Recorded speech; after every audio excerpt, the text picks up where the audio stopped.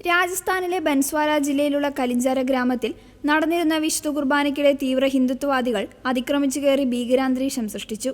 അക്രമികൾക്ക് കൂട്ടുനിന്ന police ഇരകളായ 4 കത്തോലിക്ക വിശ്വാസികളെ കള്ളക്കേസ് ചുമത്തി അറസ്റ്റ് ചെയ്തു.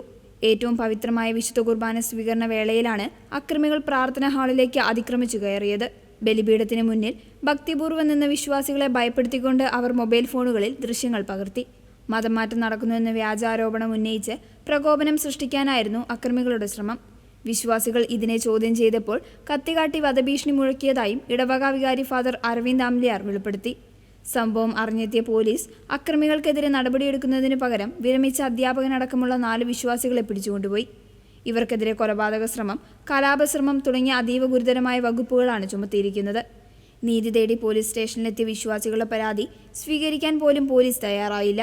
ഇത് ജനാധിപത്യത്തിനും നമ്മുടെ ഭരണഘടന ഉറപ്പു നൽകുന്ന മതസ്വാതന്ത്ര്യത്തിനും ഏറ്റ വലിയ തിരിച്ചടിയാണെന്ന് സഭാ നേതൃത്വം ചൂണ്ടിക്കാട്ടി.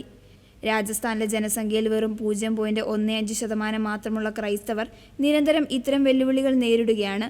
മതമാറ്റ നിരോധന നിയമങ്ങളെ ആയുധമാക്കി പ്രാർത്ഥനാ കൂട്ടായ്മകളെ വേട്ടയാടുന്നത് ഇവിടെ പതിവാകുന്നു.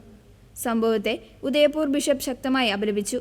സ്നേഹത്തിനെയും സമാധാനത്തിനെയും പാത പിന്തുടരുന്ന ക്രൈസ്തവരെ കള്ളക്കേസിൽ കുടുക്കി വേട്ടയാടുന്നത് അവസാനിപ്പിക്കണമെന്ന് അദ്ദേഹം ആവശ്യപ്പെട്ടു. ആദിമസഭ നേരിട്ട പീഡനങ്ങളെ അനുസ്മരിച്ചുകൊണ്ട് ഈ പ്രതിസന്ധിയെയും പ്രാർത്ഥനയിലൂടെയും നിയമ പോരാട്ടത്തിലൂടെയും നേരിടാമെന്ന് ഇടവക പ്രതിനിധികൾ വ്യക്തമാക്കി.